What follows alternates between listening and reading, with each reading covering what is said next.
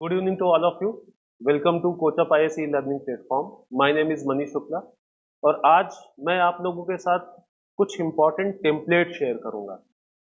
अ, मैंने पिछली बार पीसीएस 24 और 25 के बच्चों को मेंटोरशिप देते टाइम ये चीज एनालाइज करी कि पेपर की कॉम्प्लेक्सिटी खासकर 2025 में जो पेपर आया वो थोड़ा बढ़ती जा रही, राइट.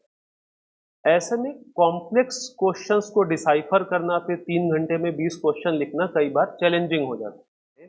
जो आप GS1 से GS6 तक कहीं पे भी चैलेंजेस लिखते हुए फिट कर सकते हैं और उस टेम्पलेट के भीतर कुछ कीवर्ड्स भी बताऊंगा जिनको यूज करते हुए आप अपने आंसर को और बेहतर कर सकते हैं, राइट. तो अगर आपको चैलेंजेस लिखना हो 1 to 6 कहीं पे भी या यूपीएससी में 1 to 4, राइट, ये चैलेंजेस लिखना है तो इसका एक सिंपल सा फ्रेमवर्क है, याद रखिए, प्रिज्म, राइट, PRISM. अब पहला चैलेंज किसी भी चीज में आप हमेशा पॉलिसी, गवर्नेंस, लॉ से रिलेटेड रखिए, ठीक है. जैसे चैलेंजेस लिखना है तो पॉलिसी पैरालिसिस, गवर्नेंस में है तो इंप्लीमेंटेशन गैप, राइट. इस तरीके के कीवर्ड्स इस्तेमाल करते हुए पहला जो चैलेंज आप लिखे वो पॉलिसी एंड गवर्नेंस से लिखे. दूसरा आर से मतलब है यहां पे resource and productivity, right. Example के लिए अभी मैं आगे आपको ये दिखाऊंगा भी और इनफैक्ट मैं GS1 से 6 तक हर पेपर के एक क्वेश्चन पर 2025 में जो आया है इसमें ये फ्रेमवर्क इंप्लीमेंट करके भी आपको दिखाऊंगा. रिसोर्स एंड प्रोडक्टिविटी मीन्स ये है, जैसे एक एग्जांपल मैं दूं आपको कि एजुकेशन में इन्वेस्टमेंट करने के बाद भी लर्निंग आउटकम पुअर है, राइट. तो प्रोडक्टिविटी और रिसोर्स का ये मतलब है. यहां पे I is related to infrastructure, investment and institutions, right. तो तीसरा चैलेंज जो आपका होना चाहिए वो इंफ्रास्ट्रक्चर, इन्वेस्टमेंट एंड इंस्टीट्यूशन से रिलेटेड होना चाहिए. जो चौथा चैलेंज है वो चैलेंज आपका स्किल्स एंड सोशल इश्यूज से होना चाहिए, right. And fifth and last is related to mechanisation और टेक्नोलॉजी. तो अगर ये प्रिज्म फ्रेमवर्क आप याद रखते हैं तो मैं आपको गारंटी देता हूं कि आपको जब भी चैलेंजेस लिखना होगा तो इनर्शिया नहीं होगा, आपका टाइम वेस्ट नहीं होगा और आप बहुत आसानी से अच्छे कीवर्ड्स का इस्तेमाल करते हुए चैलेंजेस को लिख पाएंगे. तो ध्यान रख लीजिए, याद कर लीजिए, prism framework for writing challenges, right. चलिए आगे बढ़ते हैं और एक एक चीज को यहां पे फर्दर डिसाइफर करते हैं. पहला था पॉलिसी एंड गवर्नेंस से रिलेटेड. अब पॉलिसी एंड गवर्नेंस से रिलेटेड अगर आपको चैलेंजेस लिखने हैं तो चैलेंजेस में क्या हो सकता है, कुछ कीवर्ड्स हैं. अगर इन कीवर्ड्स को आप याद कर लेंगे और इनको आप यूज करेंगे तो मैं आपको प्रॉमिस करता हूं, गारंटी करता हूं कि आपके नंबर इनहांस हो जाएंगे. जैसे policy myopia, policy paralysis, regulatory ambiguity, fragmented policy design, right, ये कीवर्ड्स हैं. इसी तरीके से अगर पॉलिसी एंड गवर्नेंस को आप सोल्यूशन पार्ट में लिख रहे हैं तो आप यहां पे policy coherence, inclusive governance, evidence based policy making, इस तरीके के कीवर्ड्स का इस्तेमाल कर सकते हैं. ध्यान रखिएगा, ये कीवर्ड्स का यूज करेंगे आप with in policy and governance अपना कंटेंट लिखने के लिए. तो कीवर्ड्स इनरिच्ड आंसर आपको हमेशा बेहतर मार्क्स फेच करते हैं. इसी तरीके से अगर हम देखें रिसोर्स एंड प्रोडक्टिविटी में, तो मान लीजिए रिसोर्स एंड प्रोडक्टिविटी से रिलेटेड कोई चैलेंजेस आपको लिखना है तो उसमें क्या होगा, resources miss allocation, inefficiency trap, low yield, paradox of plenty, supply bottlenecks, ये सब कीवर्ड्स हैं. इन्हीं का सॉल्यूशन लिखना है तो optimum resource utilisation, high productivity, sustainable output, balanced growth, right. इस तरीके के कीवर्ड्स का आप यूज कर सकते हैं. फिर हम इंफ्रास्ट्रक्चर एंड इन्वेस्टमेंट से रिलेटेड बात करें तो अगर आप देखें capital constants, R&D deficiency, poor logistics. अगर इसके सोल्यूशन पार्ट पे देखें तो capital infusion, right, sustainable infrastructure, green investment. इस तरीके के कीवर्ड्स यहां पे आप यूटिलाइज करें. देन प्रिज्म था, S skills and society. Skills deficit, informalisation of workforce, right, brain drain. अगर इसके सोल्यूशन पार्ट में देखें तो skill enhancement, social inclusion, capacity building, right, इस तरीके की कीवर्ड्स का इस्तेमाल आप कर सकते हैं। प्रिज्म में जो लास्ट एम है, it is related to mechanisation and technology, right. अगर इसके चैलेंजेस की बात करें तो digital divide, technology lack, obsolete technology, cyber insecurity. Positive keywords की इस्तेमाल करें तो e governance, data driven systems, smart infrastructure. तो ये कीवर्ड्स अगर आप याद कर लेते हैं, तो इन कीवर्ड्स का इस्तेमाल आप कर ले तो आपका आंसर और बेहतर हो जाएगा। मैं एक बार फिर से समराइज करूं तो प्रिज्म फ्रेमवर्क है जिसके भीतर ये चैलेंजेस के कीवर्ड हैं, ये सॉल्यूशन के कीवर्ड हैं। अब मैं आपको 2025 के यूपी पीसीएस में हर एक पेपर से प्रिज्म फ्रेमवर्क इंप्लीमेंट करके दिखा रहा हूं। जैसे जीएस पेपर 1 की बात करें तो इसमें इस बार जो क्वेश्चन नंबर 14 है, which talks about socio-economic problems associated with the urbanization। Urbanisation से रिलेटेड सोशियो इकोनॉमिक चैलेंजेस की बात कर रहा है वो, राइट। तो अब आप देखिए चैलेंजेस को कैसे प्रिज्म फ्रेमवर्क का इस्तेमाल करते हुए यहां पे किया गया है। पहला पी से था पॉलिसी एंड गवर्नेंस, राइट। तो हमने कीवर्ड का इस्तेमाल किया गवर्नेंस डेफिसिट। इसको कैसे दिखाया, स्मार्ट सिटी मिशन जो टायर 2 सिटीज में है उनका पुअर एग्जीक्यूशन है। तो पॉलिसी की बात हो गई, policy inconsistency, fragmented design, overlap between state urban policies and central schemes, right. Regulatory ambiguity, weak institutional coordination जैसे एमसीडी दिल्ली में हो रहा है। और उसी पॉलिसी कोहेरेंस, मतलब उसका सोल्यूशन एंड पे अगर हम बात करें प्रिज्म फ्रेमवर्क में, तो अगर आप देखिए पॉलिसी कोहेरेंस जैसे integrated urban planning under NITI Aayog vision, ये सोल्यूशन हो सकता है। Inclusive governance, ward committees in urban local bodies, inclusive governance, participatory governance, right. तो अगर आप देखें तो पहला क्या था प्रिज्म में, पी, पॉलिसी एंड गवर्नेंस। तो पॉलिसी एंड गवर्नेंस से रिलेटेड आपने चैलेंजेस लिखे, पॉलिसी एंड गवर्नेंस से रिलेटेड आपने सोल्यूशन। फिर आगे आप देखें रिसोर्स एंड प्रोडक्टिविटी, राइट। तो अगर आप देखें रिसोर्स एंड प्रोडक्टिविटी में अर्बनाइजेशन से रिलेटेड, तो अर्बन वर्कर्स इनफॉर्मल सेक्टर में काम कर रहे हैं, इसका मतलब क्या है, प्रोडक्टिविटी स्टैग्नेटेड है। इनइफिशियंसी है रिसोर्सेस के एलोकेशन में, जैसे एक्सेस वाटर यूजेस होता है खासकर एलिट कॉलोनीज में। इसके सोल्यूशन पे जाएं तो यहाँ पे रिसोर्स यूटिलाइजेशन को ऑप्टिमम करें आप, कॉस्ट इफेक्टिवनेस होगी, लो कॉस्ट हाउसिंग बढ़ाएं, राइट।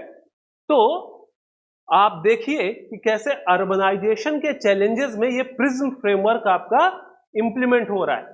फिर इंफ्रास्ट्रक्चर और इन्वेस्टमेंट से रिलेटेड बात करें तो हम देख रहे हैं इंफ्रास्ट्रक्चर का डेफिसिट है, चाहे वो ट्रैफिक जैम से रिलेटेड बात हो। क्या करें, अगेन इंफ्रास्ट्रक्चर में इंटीग्रेटेड इंफ्रास्ट्रक्चर करें, फॉर एग्जांपल दिल्ली मेट्रो को इंटीग्रेटेड तरीके से लागू करें। फिर स्किल्स एंड सोसाइटी, तो अर्बनाइजेशन का एक जो बड़ा चैलेंज है वो सोशल इनइक्वालिटी है, स्लम डवेलर्स है, तो दूसरी तरफ मल्टी राइज बिल्डिंग्स है, स्किल डेफिसिट है, अवेयरनेस का गैप है। इसी तरीके से इसके सोल्यूशन की बात करें तो हम ह्यूमन कैपिटल डेवलपमेंट पे काम कर सकते हैं, हम स्लम रीडेवलपमेंट पे काम कर सकते हैं, राइट।